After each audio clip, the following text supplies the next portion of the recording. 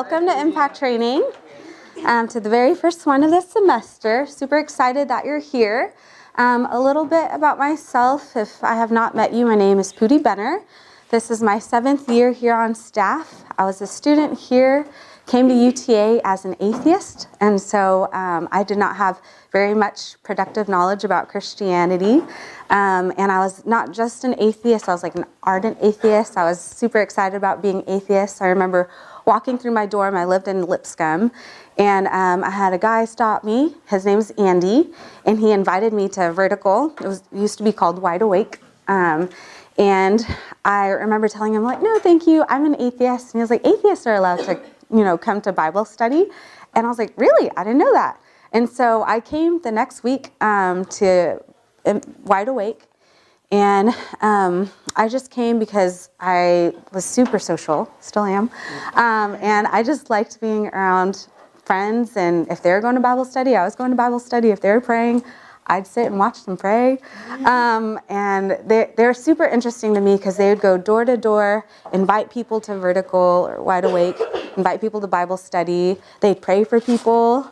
They were just doing all these radical things. They're like asking people if they could like clean their bathrooms. And they're like, yeah, we love God and we just want to serve you. And I was like, wow, that's really radical. That's really cool.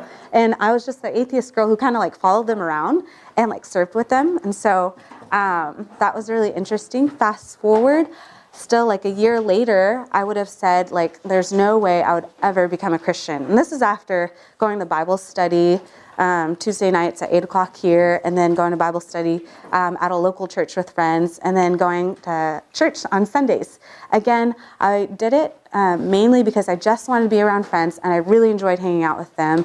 But I became more and more curious, and it was that second year when I remember praying in my room, God, if you're really the God of the Bible, can you help me understand some of these things? Like, I get it with my head, but not with my heart. I get that Jesus died for sinners, like that they said that he did, but I mean, do I really believe that? And God, can you help me believe and understand that he loves me? And so it was my second year in college when I eventually prayed to receive Christ as my Lord and Savior. It was at Riverbend Retreat Center. And immediately after that, I began growing in my faith. I met with someone a little bit older than me, and she helped me grow in understanding how to read the Bible. I remember when she first talked to me about baptism, I was like, I have no idea what that is, but I eventually got baptized, and my whole family was there, and a lot of my friends from the BSM were there. And then I graduated, and immediately after graduating, I started serving here at the BSM, and I've been here since. And so for me, it's been 7 years here, and my focus in ministry here is equipping y'all with understanding how to share your faith. So equipping students in the area of evangelism, follow-up, and discipleship. And so if that's an area that you really want to grow in, Impact Training is designed to help you grow in that area. Every week we'll have a different training, a different teaching. Typically, they're pretty practical in nature. This is going to be the most practical one of the semester. In the fall, we have more of a focus on missions and understanding different worldviews. And then the spring, we'll have more of a focus on apologetics. How do we defend our faith based on things that we see around us, especially outside of even the Bible? And so we'll have different speakers coming in. A lot of them are PhD students or professors. They have different backgrounds, a lot more educated than I am. And so it's going to be a little bit more heady the rest of the semester, but it should be pretty practical. When I talk to them, we try to make sure it's really practical for you to use some skills and tools that they can equip you with as well. But I work here full time, and so for the rest of the spring semester, if you're interested in learning more about how to share your faith, whether it's contact evangelism, whether you're sharing your faith with people you have just met on campus, or you're trying to share with groups of friends, all of y'all have your own circles of influences, your own niches. Some of y'all are on different parts of different athletic groups, different clubs, different majors. And so our goal is to equip you and train you to share your faith with people in your own circles of influences. On Fridays, when we go out and share our faith with people, it's going to look a little different. We're going to do more of a contact evangelism style, just because it's easy to do on a Friday. We meet together. We'll have training from 12 to 1, and then 1 o'clock we'll go out and we'll share our faith with people we've never met before. And so if this is your first time, that may sound intimidating. If it's your second, 10th time, it might still sound intimidating. But what I've learned is just the way to grow in sharing your faith is just by doing it. And so you can sit in this room all you want and learn all these different techniques and ways to share your faith. But if you're not just going out and doing it, then you're not really growing in that area. And so that is how I've gotten better at sharing my faith, is just going out and doing it. A little bit of backstory about how Impact Training got started. So it was when I was a student, probably about maybe 9 years ago. There was another peer of mine who realized, the BSM is really good at bringing a lot of people in. And so bringing a lot of Christians together, some non-Christians are coming and hanging out, but not every student, not a majority of our students feel super confident in sharing their faith with other people.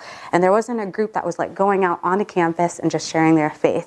And so Nate Phillips decided to get a group of students together and just did this small, super simple training. We'd watch different videos on YouTube, and we'd discuss different styles of training.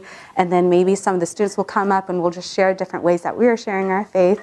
And so it started super just simple, grassroots, but it was really cool to just see a student see that there was a need on campus for training students to share their faith. And so that's how it all got started. And then ever since then, we've just continued running this program every week. And so this is a place for y'all to just learn how to share the gospel with anyone, anywhere, anytime, any place.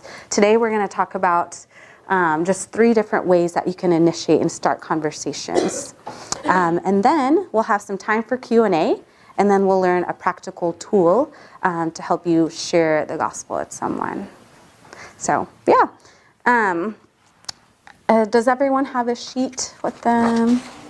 If you don't have a handout, just raise your hand. We'll have someone grab one for you. We'll pull out that handout, and we'll run through it. We'll go through a lot again. We'll have some time for Q&A, and so you can ask whatever questions you want to ask. You can write your questions down. We'll be glad to answer them. And then Kyle Duncan will come up in a little bit and help me with a tool that's going to be really practical and helpful for y'all. Awesome. So the first thing that we want to go over is we get to share the good news. We get to share the good news. It's a privilege, not just an obligation. It's a privilege, it's not just an obligation. This is something that we really need to overcome and realize. But a lot of us, when we think about sharing our faith, we're like, I don't know if I really want to do that. And it's like, I've got to do that, not I get to do that. But it's really a privilege that God has called us to be ambassadors, that He's called us to the ministry of sharing with other people, that God could have done anything to reconcile people back to Himself. God didn't even have to reconcile people back to Himself, but He wanted to use us in order to bring people to come to know Him and to be restored and have a relationship with Him. And so that's a responsibility that we have, but it's not just a responsibility, it's also a great privilege. And so I hope that when you wake up in the morning, you think about your friends who don't know Christ. You're not like, I've got to share my faith with them today. But that you're excited to do that because you realize that God has given you a great responsibility to do that. And again, it's a huge privilege to get to represent Christ. Share the gospel, not religion, morality, or experience. Share the gospel, not religion, morality, or experience. What do I mean by that? It's really easy to get into conversations where the main thing is not the main thing, where you sit down with someone and they might share with you I'm Catholic, or I'm more charismatic, or I'm this or that. Just a denomination that maybe you're not familiar with or that you don't agree with. And you're focused on so you got baptized when you were a baby. And then you start talking about baptism for a long time versus getting baptized after deciding to follow Christ. Or maybe you think you have different views of what happens when you take communion. just different theological views. We don't want to focus so much, especially in these conversations that we're having on Fridays, on those open-handed issues, on those secondary issues, but we really want to focus on the main thing. We want to focus on the gospel. We want to focus on the fact that Jesus Christ died, was buried, and resurrected for us, and that the only means of salvation is believing in him and giving up our lives to him. So that's what we want to focus in on. I just remember there's so many different things that will come up in conversations. And I think it's important to address those things and not look at them and say, oh, that's dumb, I don't want to talk about that, and just move on to the gospel. Like, we want to be sensitive. If they really have questions that are important, say, like, that's a good question. I'd love to answer that. Right now, I'd like to focus on the gospel, but maybe we can meet up for coffee sometime and we could talk about that later. And so it'd be good use of just follow up. Using that area as a follow-up. So make sure that we focus on the gospel, not religion, morality, or experience, especially when you share your testimony. That's something that you want to practice a lot, because there are so many different ways to share your story about how you came to know Christ, or your story about how God has worked in your life. And you want to focus on the gospel. So you don't want to like share your testimony and say, there was this one time when I wasn't a Christian, and then the pastor was calling people up, and I was super emotional. I started crying, and I just knew that I had to do something. And so I did it. I finally walked up to the stage, and my life was changed. I'm a different person now. And so you're sharing like this experience, but this person has no like real productive understanding of like, what does it mean to have your life changed by God? Thank you. Ew. Hello. Am I loud? Okay. Good.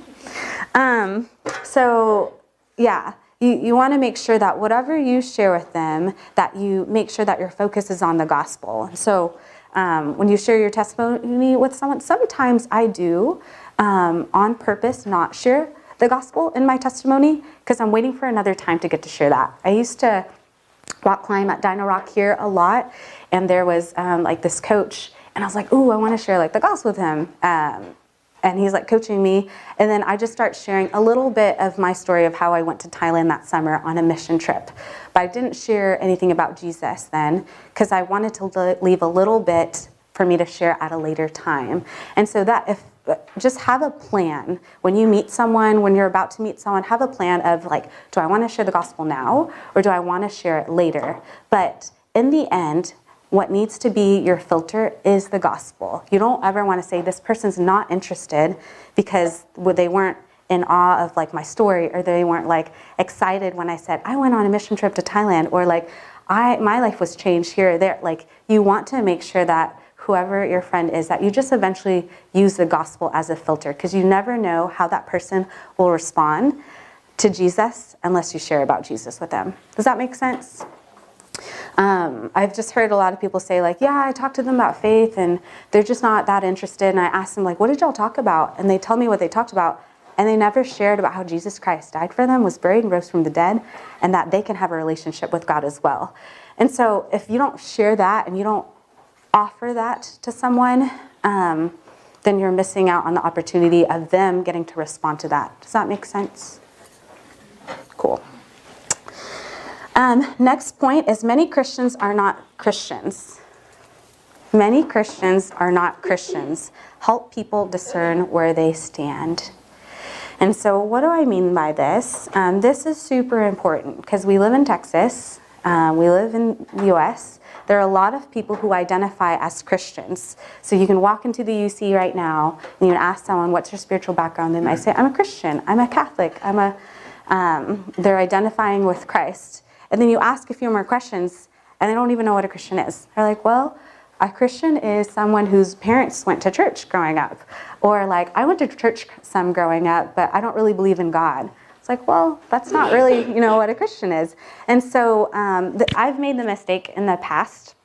This is back when Nate Phillips was leading, and we were just all exploring together different ways to start conversations and how to continue moving, navigating through spiritual conversations. But I remember walking up to a girl, super intimidated, and I just asked her, like, hey, we're just going around talking to people about faith, and do you mind if you have a few minutes? She said, oh, well, I'm a Christian.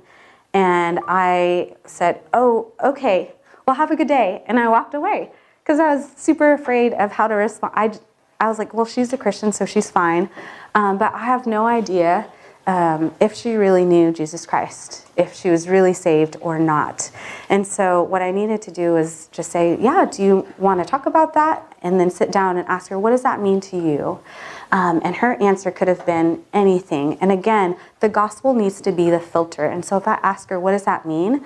And she never shared the gospel with me, she never shared about what Jesus has done for us, or I never shared that with her, then we have no idea like what she really believes in.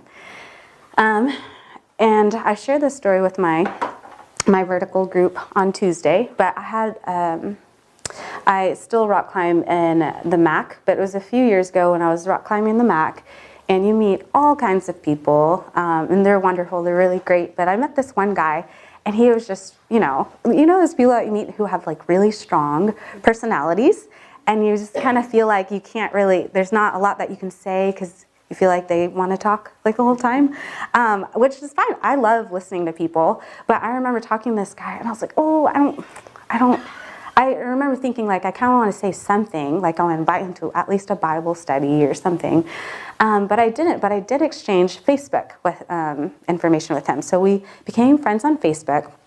I felt super convicted just a few days later, and I texted him or Facebook messaged him, and I said, hey, would you like to come to Vertical? And he said, F word, I left my Bible at home. And I was like, oh, okay. Well, and I just wanted to point out to him, like, non-Christians can come too. I kind of want him to see, like, that maybe I don't think he's a Christian, but non-Christians can come. Like, everyone's welcome, invited. So I said, yeah, that's okay. And, like, anyone's welcome. Non-Christians are invited. He was like, oh, no, I'm a Christian. And I was like, okay. And I knew in my mind, not every Christian is a Christian. So not everyone who calls himself a Christian is a Christian. And he wasn't able to make it, but I said, hey, I'd love to share my story about how I came to know Christ with you. Do you have time tomorrow? And he said, sure. And so we met right over here where the couches are. It was me, him, and another guy. And I got to share my story with him. And then I asked him, can I share the gospel with you? And I shared with him, and he prayed to receive Christ right there. And so I could have stopped it at when he said, well, I'm a Christian. I was like, oh, okay. Well, you can come to Bible study anytime. But there were like some, clues, like, okay, he's like cussing after we just talked about the Bible, which I know people cuss, but I was like, maybe he's not a Christian. But I wanted the gospel to be the filter, and not the fact that he just called himself a Christian to be the filter. And now he got baptized in a local church that a few of y'all are a part of. He's a professor here on campus. And it's just really cool to see him growing in his faith, and just to see God humble me and just remind me, Putti, like, don't like judge the seed before you share the gospel with them. Like, make sure that you sow seeds broadly, that you share the gospel with people, and you let the gospel be the filter, and not just your, what you see of people be the filter. So be non-discriminate with how you share the gospel with people. The next point is God saves people, we don't save people. God saves people, we don't save people. And so it's important that we pray. So if there's anything that you take from today, I really hope that it's that when we share with people and we leave the conversation and someone decides to not follow Christ, it's not like you didn't fail or anything. Like, if you are sharing the gospel through the power of the Holy Spirit and you're leaving the results up to God, then you're doing what God has called you to do. If someone decides to follow Jesus or does not decide to follow Jesus, has nothing to do with you. It's God who saves. But God has called us to a responsibility in this salvation plan, that he has called us to be the ones to share this message with them. But whether or not they decide to follow Jesus, it's between them and God. And so we want to pray and ask God that he would lead us, that he would guide us, that he would give us creativity to know when to bring things up with people, give us creativity to know when to gather friends, to like maybe share a testimony with friends, or maybe start a Bible study with friends. We want to be praying that it's the Holy Spirit leading and guiding us to the right people and leading and guiding them to Christ. So super duper important. And you'll see that when we go out for evangelism at 1 o'clock, is we always circle up and we pray together, and then we go out 2 by 2, and we're praying as we go. But we don't want to do anything out of the power of our own power, but we want to make sure that we are grounded in the power of Christ as we share with people. The next point is always work to follow up, have a predetermined plan.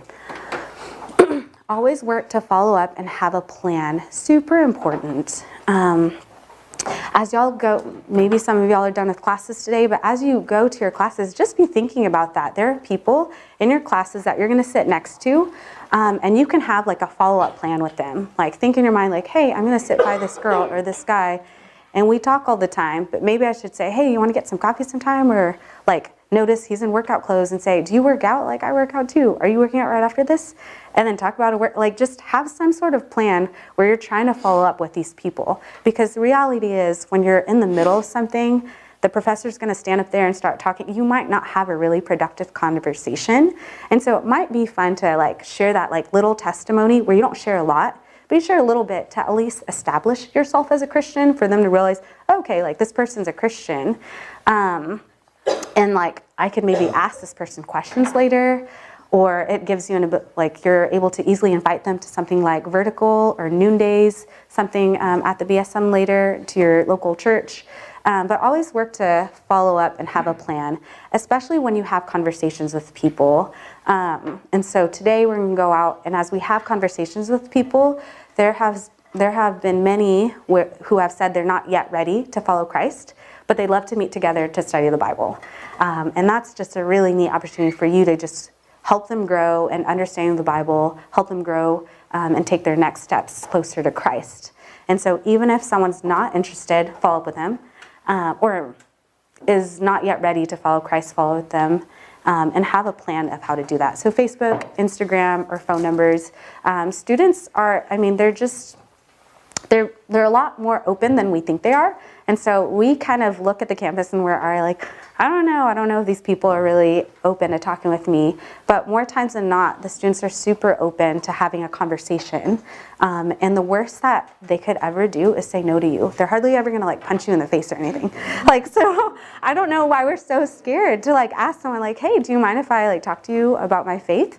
And we just think it's like the most terrifying thing in the world, but the worst thing that can happen is they say no. And that's okay, because again, we ask that God would lead and guide us to the people that he wants us to speak to. And that might be him saying like, hey, there's another person over there that I want you to speak with.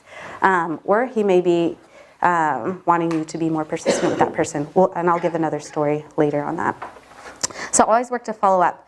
Next point is always initiate conversations that are respectful, upfront, and permission-based. So always initiate conversations that are respectful, upfront, and permission-based. So we don't do a lot of like standing, and I don't see that a lot, but I hear about it. But people like standing in the corners, like yelling and sharing the gospel that way. We don't just walk up to someone and say, hey, I'm going to share the gospel with you and start sharing with them. We try to be really respectful. And we smile and we ask them, is it okay if we share with you? If they say no, we move on. And if they say yes, we sit down with them and we talk with them. And so, yeah, this is what we call permission-based evangelism. And we're clear and upfront. So we're not like, in the past I remember walking with Nate. And so Nate's the guy who started this Bible study. And we just tried whatever. We just tried so many different things. And I remember there's like a table and I just walked up. And he was like, do you want to talk to these ladies? I said, yeah, sure. And so he said, okay, cool, I'll initiate the conversation. I was like, all right, good. And so Nate goes, hey, ladies, can we sit with you? I was like, that was so awkward, and it took us so long to get to the gospel. But I really respected Nate because I knew his heart. His heart was to share the gospel with these people. We were just trying to figure out what was the best way to do it. And so now we just go up to people and say, hey, we're just going out, and we do this about once a week, and we're asking people questions about their faith. Would you happen to have a few minutes? Super clear, super upfront. We don't have to not be upfront. We can be upfront with them. So you get to the gospel by being salty. And so what we're about to go through is an acronym and a tool that has been really helpful with us understanding how to navigate through these conversations. SALTY stands for start conversations, ask questions, listen, tell the gospel. We used to stop there in our training, but we realized that this last part is super duper important. and is like vital in our trainings now is why, yes or no, helping people discern where they stand. So we want them to say yes or no to deciding to follow Jesus, and for them to understand what that means. We don't stop at just sharing the gospel, but we want to ask them, would you like to have a relationship with God? And the more that we started asking that question, the more we started seeing people responding, yes, I do want to follow God, and growing in community with other Christians. Really cool. Okay, so starting off with S, there are 3 different ways. I mean, there's so many different ways to start conversations with people, but the 3 that we'll talk about today are contact evangelism, casual conversations, and gospel appointments. Contact evangelism, casual conversations, and gospel appointments. So contact evangelism is just going up to strangers and then asking them if they'd like to have a conversation about Christ. And so, hi, my name is Putti, and this is Jared, and we're just going around asking people questions about their faith. Do you have a minute to talk? Super simple.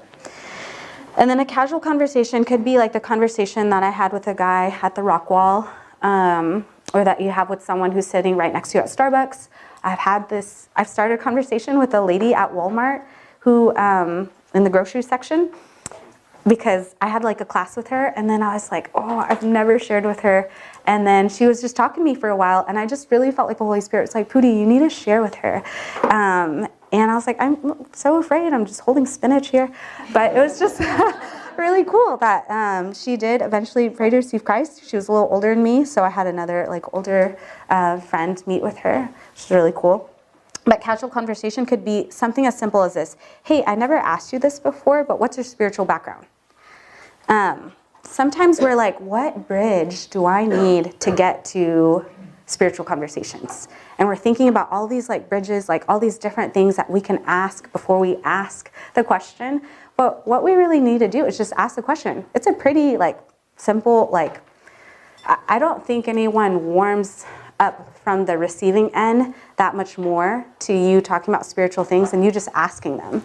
And so I can't think of the biggest warm up than you just saying like, hey, I've never asked you this before, but I've been so curious. Like, what is your spiritual background? So just asking them that. So what is the icebreaker is just asking them, what is your spiritual background? And then the last one, one of our favorites, is just gospel appointments. And so this is setting up appointments with friends that you know or people that you have just met. And so you might not be the time or place to have a conversation with them right then and there, but you want to set up an appointment with them. So you can do this by texting someone or just telling them there that you want to have a meeting with them. So something like, hey, I've been wanting to hear more about your spiritual background and share my story about how I came to know God. Do you happen to have time this week? And so it was kind of like what I did with my friend Sean over Facebook Messenger, the rock climber. I just said, hey, do you happen to have time sometime this week? I'd love to share with you. And then shared with him the next day, just setting up a time to share with him. And so contact evangelism, casual conversation, and gospel appointments. Next, we're moving on to ask questions. And so you could be one to start a conversation and just jump right into the gospel. But I think it's really helpful to ask some questions before you get there. And that is just a part of warming up to them, just kind of building a little bit of trust. Obviously, you can just share the gospel with someone. That's totally fine. But I found it really effective to just get to know them, especially if you don't really know them, and then ask some questions that are helpful with them discerning where they stand before God, and then sharing the gospel. And so I've heard this, I don't remember who said this to me before, but I've heard someone like say that we're like doctors of the soul. Like, when have you ever gone to the doctor and before they ever saw you or heard anything about you, just gave you medicine? Like, here's your medicine. And like, you didn't even ask me like, what's wrong with me? Like, this is weird. Like, what kind of medicine is this? Or like someone walks up to you on the street and says, here, I have a cure for you. And you're like, I don't even know what's wrong with me, but they think something's wrong with me. In some ways, when we just share the gospel with someone very quickly, they might not realize that they needed the gospel. And so some of these questions I felt has helped someone understand their need for Jesus. Does that make sense? Yeah. And so I like to use like the 80-20 rule. sometimes we get intimidated by the idea of sharing the gospel with our friends because we think we need to talk the whole time. We need to know exactly what to say. But I like to think of it as 80% of the time they're talking and 20% of the time I'm talking. And my goal is just to ask really good, helpful questions. Not so much for me to get a lot out of their answers, but for them to hear for themselves. Matthew 15:18 says, but the things that come out of a person's mouth come from the heart. And so that's something key that I like for them to notice. That's Matthew 15:18. But the things that come out of a person's mouth come from the heart. And so as I'm asking them these questions, they may realize I have not said anything about Jesus. Like when I've asked them questions about like, yeah, what's your spiritual background? What do you believe in? If you're a day-to-day stand before God, do you think you get into heaven? Why or why not? And they're sharing all these things with me, and they never say anything about Jesus. Could be maybe telling about what they believe about God or don't believe about Jesus. So a few questions. The first is use fire to get started. And so find common ground, common interest, relationships, experience with spiritual things. And so you can ask them, what is your major? What year are you? Do you live on campus? What organizations are you a part of? And this is you just getting to know this person better. And then start asking them about their questions with experience, with spiritual things and their experience in it. So the first question I like to ask is, what is your spiritual background? I like that better than like, what do you believe in? Because their background has a lot to do with what they believe in today. And so it's really interesting to hear someone say, well, I'm a Christian. And then I ask, what is your background? And they share all this stuff about, well, my mom used to go to a Catholic church, and then my dad is an atheist, and then we stopped going to church. And I actually don't go anymore, and I don't believe in God. It's like, well, I don't know if you're really a Christian. And so I think it's really helpful for them, not just you, but for them to hear what their background is and how that has helped them guide them in their journey. And so what is your spiritual background? What did that look like growing up? What does it look like now? And that could help them just have insight. A lot of people have just never asked anyone these questions before, and that just gives them insight into knowing how their background has helped shape them into what they believe today. Sometimes I ask them, like, do you have siblings? Like, what is their relationship with God like? If someone were to ask me that when I was a student, it would be the first time ever that anyone would have ever asked me that. Like, no one asked me that in high school. And then as I would think about it more, I'd realize, like, you know what? I don't think my brother and I ever talked about God. It was never something super important to us. And that could be helpful for me to get and understand that spiritual things might seem strange to me right now just because we never talked about it growing up, versus it's strange to me because I really can't believe in it. Does that make sense? And so that could be helpful for them. So what was your spiritual background? What did that look like growing up? Number 2 and 4 are basically asking the same thing, but you can ask it in 2 different ways if the person doesn't understand it. What do you think it takes to get to heaven? How sure are you on the percentage that you get to heaven? Or suppose you were to stand before God today and he asks you, why should I let you into heaven? What would you say to him? So do you think you get into heaven? Why or why not? And the point of these questions, I like to think BGG, background, grace, and God. What is their background? What is their view of God's grace? And the number one question that I think to ask when I'm trying to understand, like, how do they understand God's grace is their view of, like, what it takes to get to heaven, what it takes to have eternal life, what it takes to be with God forever. So whatever question that you can ask to help them see that. And then the last question is getting us to the gospel, getting us to things about God. So do you know what the gospel is? Can I share it with you in about 4 or 5 minutes? Awesome. And then the next point is listen. super simple, but super key, is that we want to be really good listeners as we meet with our friends. And so whether or not we're having spiritual conversations with them, when they're in classes or when we're studying with them, when they're around us, just be listening for key things and maybe using those as opportunities to bring things up later. And say like, hey, Stacy, I heard you say something about, whatever, like church. I became curious about like what your church background is. Would you like to get together sometime for coffee and we can talk about it?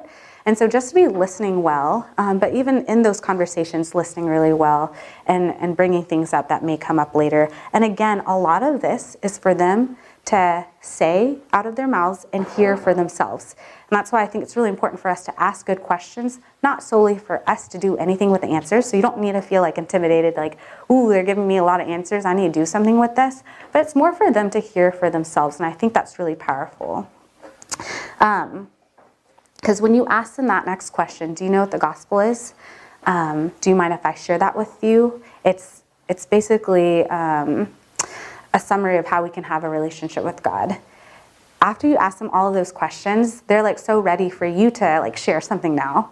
And then they may realize when you share the gospel with them that they never said anything about Jesus the whole time in their testimony. And that could be really powerful and helpful for someone, especially with a Christian background, who realize even though I grew up in the church, I never gave up my life to Christ.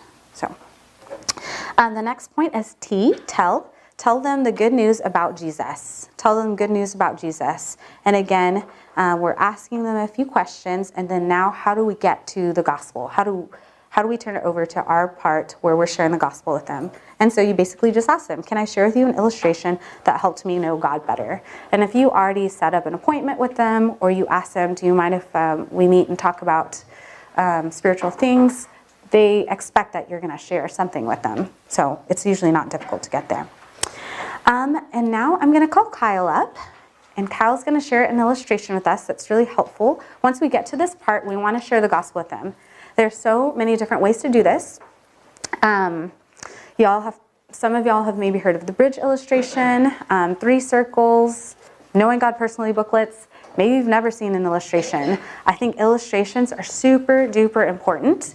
Whether or not you feel really confident and you're like, oh, I don't need an illustration to share the gospel, I can just share it out of my mouth and we can have a good conversation. I think it's really helpful for the other person to have a visual and have something that they could take with them and walk away with. But one of my friends, Andy, he was like the first person to share the gospel with me. His father came to know Christ in college, and someone shared a booklet with him. And then he like threw it behind his bed in his dorm. And then a little bit later, he's like, wait, where's that booklet? Like, I think I'm ready to become a Christian. But he didn't know how. And so he pulled out the booklet, and then he prayed the example of prayer, and he prayed to receive Christ. And now is a church planner, and his sons are church planners and missionaries across the world in the U.S. It's really cool story. But yeah, same with our friends. We may share with them, and the conversation is so long, and there's so many questions. But it's really cool for them to get to leave with something in their hand. So whether it's a booklet or an illustration, and that's why we want to turn to this illustration. And then before Kyle's about to share, the last point is why, yes or no. This is super important. Something to remember is that lost people do not know how to be saved. And so that's something that we take for granted. We share the gospel with them. We look at each other and we're like, yeah, my friend's not ready yet. He didn't pray to receive Christ. And then you might want to ask your friends like, okay, did you ask him if he or she is ready to receive Christ? No, I didn't. And so we expect that lost people know exactly what to do after we share the gospel with them. But the truth is that they don't know what to do. That a lot of them will hear it and they're moved by it, but they need help for you to lead and guide them, help them understand what to do next. And so Kyle's going to share an illustration that shares the gospel and then shares with them how they can respond to the gospel as well. So may y'all welcome Kyle.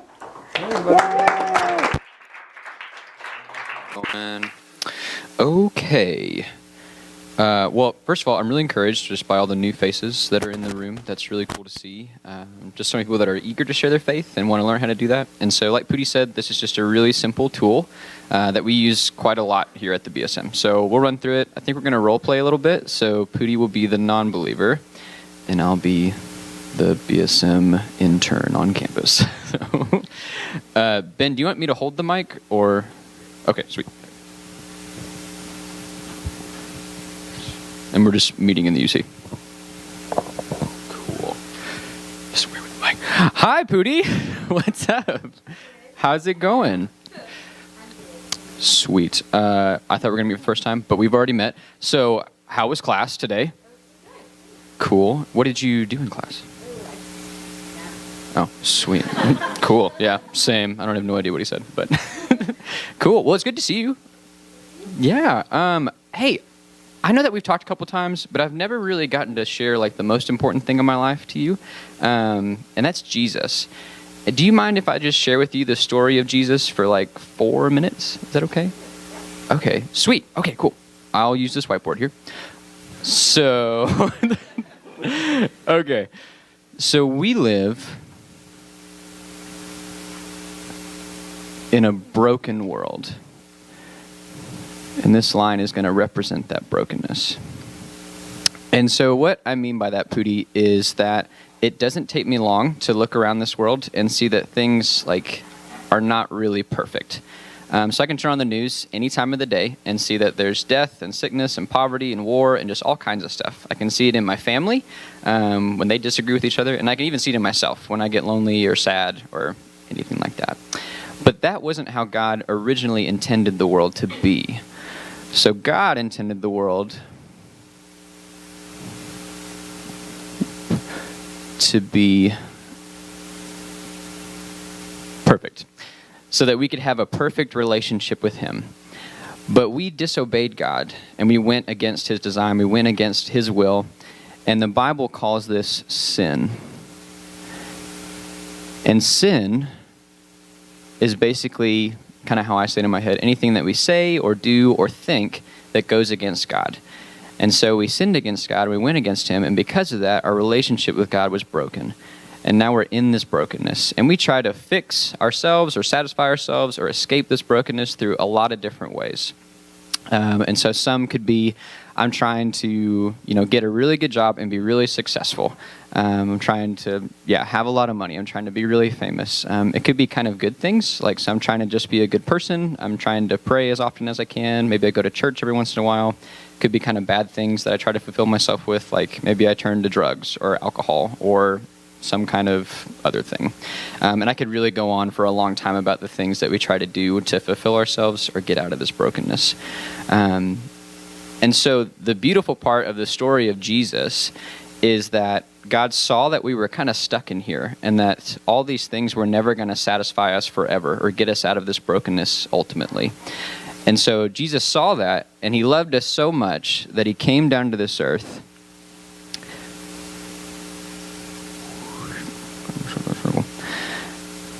and lived a perfect life. So a life without sin and a life without messing up, and then died on the cross for our sin. So again, we had disobeyed God, and so we deserved punishment for that. And Jesus took that punishment for us and paid for our sin.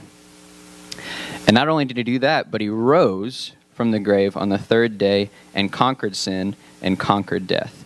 And so Jesus has provided us this way out of this brokenness, this way to fulfill ourselves forever, and this way to know Him forever.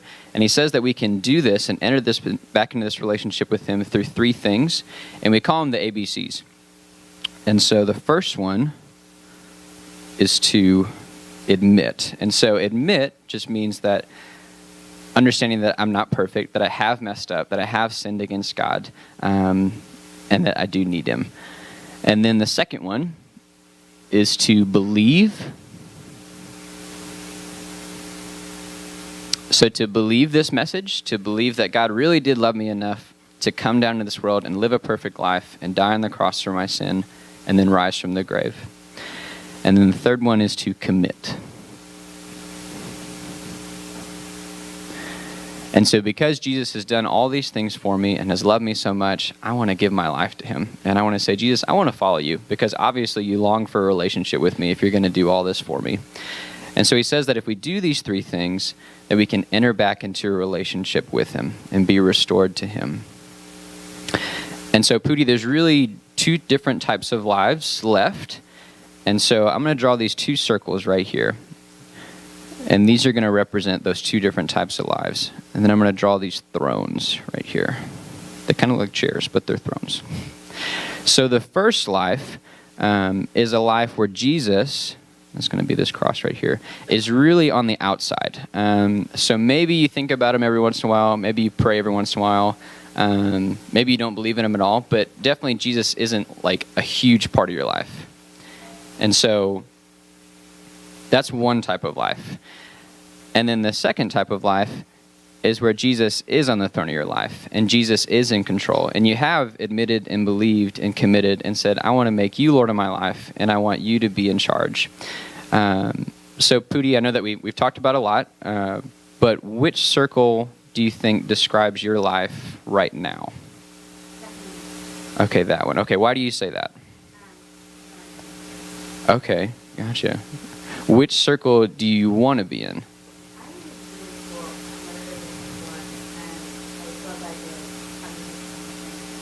Yeah, that's so cool. That's so cool to hear that. Do you want to, so I don't know if you knew this, but you can do that right now. That you can pray to receive Jesus right now and you can make him Lord of your life. Is that something that you want to do? Okay, cool. Well, what we can do is, all we have to do is talk to God, and that's just what prayer is. And so we can tell Jesus, like, that Putti wants to be a part of your family. It wants to know you. It wants to know you personally. And so I can either pray first, then you follow me, or you can just pray out loud, and I'll pray after you. Sound good? Cool. All right, let's pray. Okay. Oh, yeah!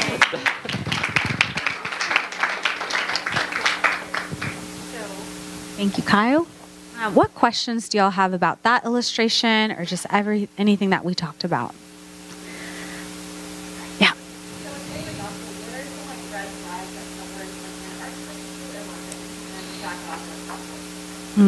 That's a good question. What are some red flags of someone who's, just not really interested in conversation, is just wanting to argue? If they're like yelling, it's really rare to get this. But you can just say, thank you so much for your time. Have a good day. And you can invite them to vertical or something. You can just kind of leave it as it is. It's rare for someone to get super argumentative, but it may happen, and you just need to leave the conversation. Yeah, it's good. What other questions do y'all have?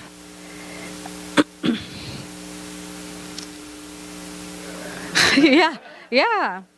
You don't need to feel like you have to answer all of their questions. And I think people really respect, if they ask you a difficult question, say, that's a really good question. I'll have to think about that and I can get back to you. I think they really respect that. I think they don't like it when you try to answer it, you actually have no idea what you're talking about. So you don't have to do that. Yeah. You don't owe anyone anything in these conversations. What's another question that y'all have?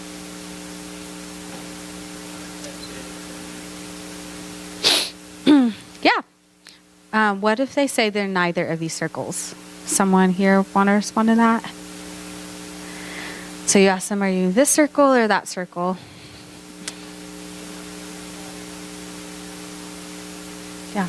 Yeah, that's really good. I think the biggest thing is to contrast it with this one. Just saying, so this is a person who has decided that they have followed Jesus Christ, that they know that Jesus Christ is Lord and Savior of their life, and this is everyone else. So we put the cross on the outside just because maybe there's some Christian influence there, but they haven't given up their life to Christ. So just always contrasting it with this.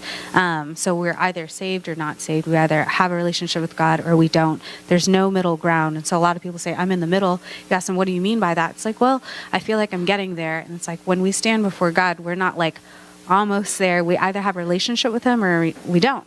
And that's why there's such an urgency to respond to him and to take it seriously. We want to take time, but to realize we don't know what can happen tomorrow or the next day. We want to make sure that we really consider who Christ is and is it worth it to follow him? And obviously it is. What else? I've had people ask me before, so if for the question, if you're to die today, stand before God, do you think you get to heaven? Why or why not? What if someone doesn't believe in heaven? I still ask them, so I understand you don't believe in heaven, but if there is one, do you think you'd get there? Why or why not?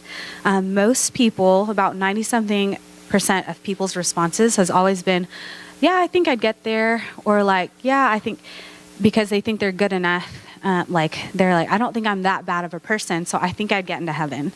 And so the point is in that question is for them to see, is their view of their relationship with God's works-based, or is it grace-based? Is it based on their works and their merits and them earning their way to salvation? Or did they realize that there's nothing they could ever do to earn or merit God's salvation? They've sinned against him, but the only thing that could ever pay the price of our sin is Jesus Christ dying on the cross for us. And so it's either that or something else. And so when we ask that question, if you're a day-to-day stand before God, do you think you're getting to heaven? Why or why not? Is for them to hear for themselves, yeah, I think so because I'm working hard towards it. Or I don't think so because I haven't worked very hard towards it. And then when you share the gospel with them, this illuminates so much more when they're like, whoa, like I didn't realize, like I totally identify with this. I'm like trying really hard. I'm trying to cover up my sin. I'm doing all these things, but it's only through Jesus that I can come to salvation. And so that was the point of that question. And if someone says, I don't believe in heaven or hell, just ask them, if heaven and hell were a real thing, do you think you'd get there? Why or why not? Because even if they don't believe in heaven or hell, they're still, their mind is set on works-based things. And what's beautiful about the gospel is that there's nothing you and I could ever do to earn salvation, that Jesus Christ has done everything for us. So that was the point of that question. What are some other questions?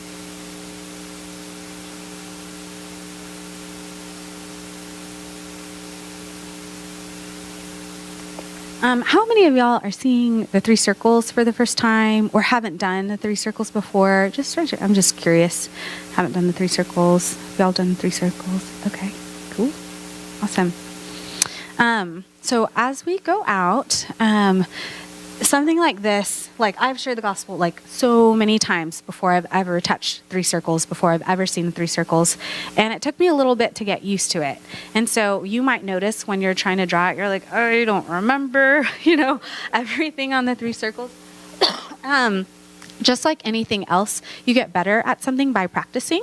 And if anything, like your goal, again, when you're having these conversations with people, is to share the gospel, not to perfect the 3 circles. And so as we go out and we share with people, just keep that in mind, but to also be practicing the 3 circles, because you do want to make sure that you are able to give an illustration and give it well to someone so that they can leave really understanding it. And maybe able to share it with someone else. So, yeah, it is 1:00 right now. And so we're going to take like a bathroom water break for a few minutes, and then we'll circle up right over here, and then we'll pair up.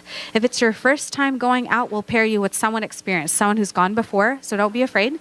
And yeah, we'll see you in a few minutes.